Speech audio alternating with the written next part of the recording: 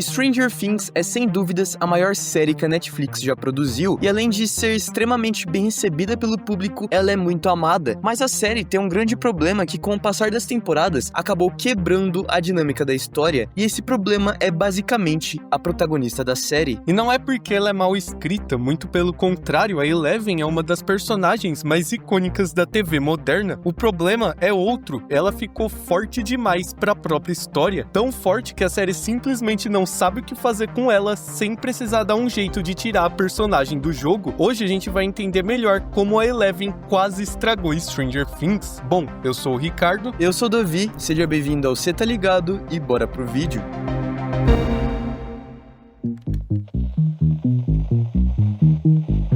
Cara, a primeira temporada de Stranger Things é o início de tudo, e é a única em que a Eleven não representa um problema narrativo, justamente porque tudo nela ainda é um mistério, inclusive os seus próprios poderes. A série constrói a personagem a partir da descoberta, não da dominação completa. A Eleven não sabe exatamente o que consegue fazer, nem até onde pode ir, e isso é essencial para que ela não se torne uma personagem apelona demais. Cada uso de poder dela é um risco e uma evolução maior do que a outra, desde cenas simples como ela parando o ventilador com a mente nos primeiros episódios, até ela matar vários agentes do governo só com a mente. A série deixa claro que aquilo não é algo confortável. Quando ela salva o Mike na pedreira, por exemplo, não é um ato heróico clássico, é um impulso desesperado que resolve o problema imediato, mas deixa ela completamente exausta logo em seguida. O mesmo vale para a cena da van, que é um ponto crucial na evolução da personagem. Ela levanta e vira um veículo inteiro, algo absurdo em escala, mas o preço vem na mesma hora. Ela mal consegue ficar em pé, precisa ser carregada praticamente. Esse desgaste físico constante é o que equilibra a personagem. Aqui começa a nascer o nerf da Eleven, mas de forma orgânica, narrativa, não como desculpa de roteiro. A primeira temporada transforma o poder dela em algo poderoso, sim, mas ao mesmo tempo perigoso, limitado e profundamente humano.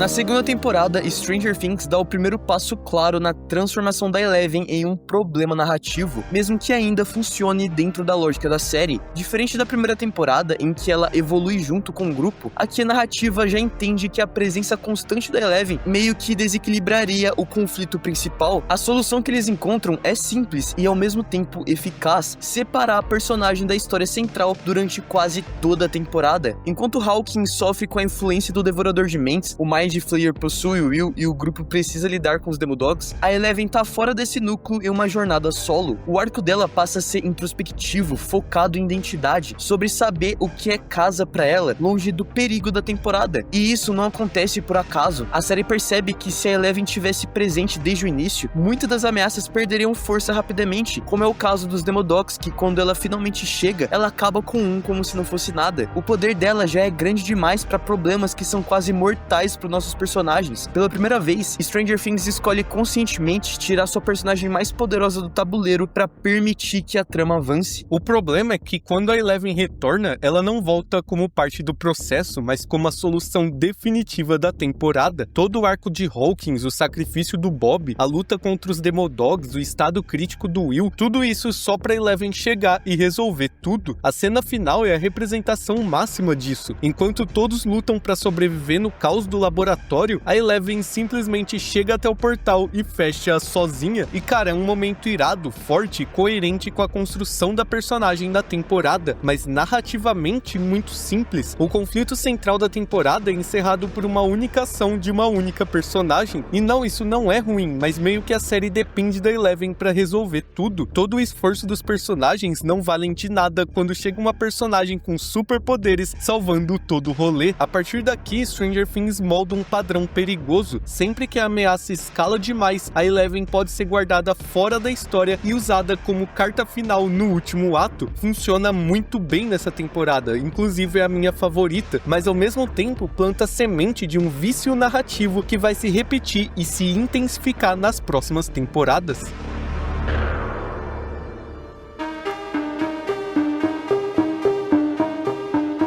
A terceira e a quarta temporada de Stranger Things escancaram de vez o padrão narrativo criado em torno da Eleven. Sempre que o conflito exige que os outros personagens cresçam, sofram e se desenvolvam, ela precisa ser limitada ou retirada de tela. Na terceira temporada, isso aparece de forma bem direta. A série sabe que com a Eleven no auge, o Devorador de Mentes não representa uma ameaça real por muito tempo. A solução é criar uma limitação física clara, a mordida da criatura e a perda de controle dos seus poderes. O desgaste que na primeira temporada era consequência natural, aqui vira um mecanismo narrativo. A Eleven simplesmente perde aquilo que a tornava a mais importante da série, os seus poderes. Ela agora não pode mais ser usada como arma principal, isso obriga o grupo a agir por conta própria, especialmente em arcos como os dos Russos e do Hopper e do Monstro de Carne, que se tornam os mais tensos da temporada justamente porque ela não tá ali pra resolver tudo. O problema é que essa limitação já não nasce mais da descoberta ou do mistério, mas da necessidade de equilibrar o jogo. A série não tá desenvolvendo o poder da Eleven, tá controlando ele pra não quebrar a história. Na quarta temporada, esse mecanismo atinge o nível máximo de repetição e deixa o problema impossível de ignorar. Hawkins vive talvez o melhor arco da série inteira sem a Eleven presente fisicamente. Um grupo de personagens sem poderes tentando enfrentar uma entidade absurda como Vecna só com a inteligência é sem zoeira a melhor parte da temporada. O plano contra o vilão é complexo, arriscado e depende de todo mundo pra funcionar,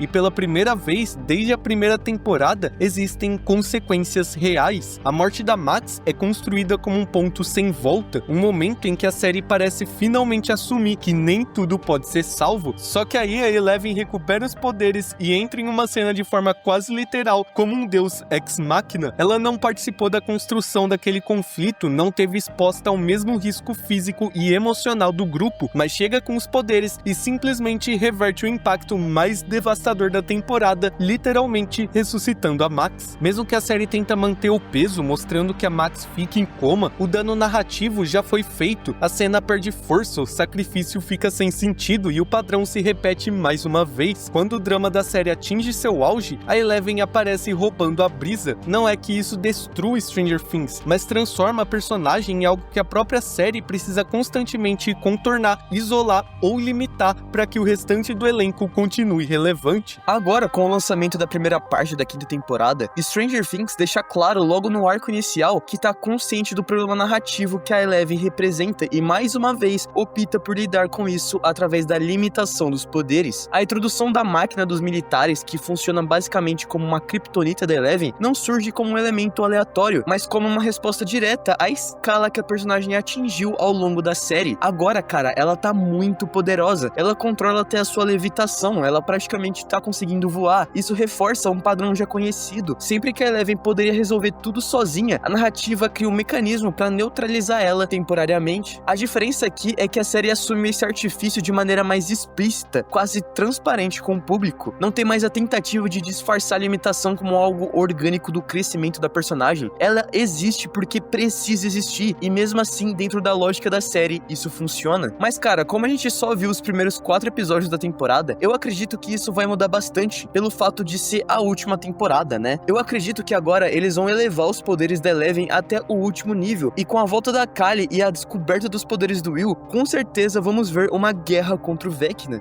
Mas o que dá pra afirmar até aqui é que mesmo repetindo um problema estrutural antigo, a série continua sabendo contornar isso de forma competente. Não fica algo ruim de se assistir, sabe? A limitação da Eleven não vira um incômodo pro público, porque o foco continua sendo o grupo, os planos complexos e o peso emocional das consequências. Diferente de outras obras que quebram a própria tensão ao criar personagens poderosos demais, Stranger Things consegue equilibrar espetáculo e o drama humano. Mesmo com esses problemas narrativos, a série mantém o ritmo, o impacto e o envolvimento emocional como o da primeira temporada. Talvez a Eleven nunca tenha deixado de ser um problema real para a narrativa, mas o mérito de Stranger Things é conseguir transformar esse problema em algo funcional, bem executado e, acima de tudo, envolvente para quem tá assistindo.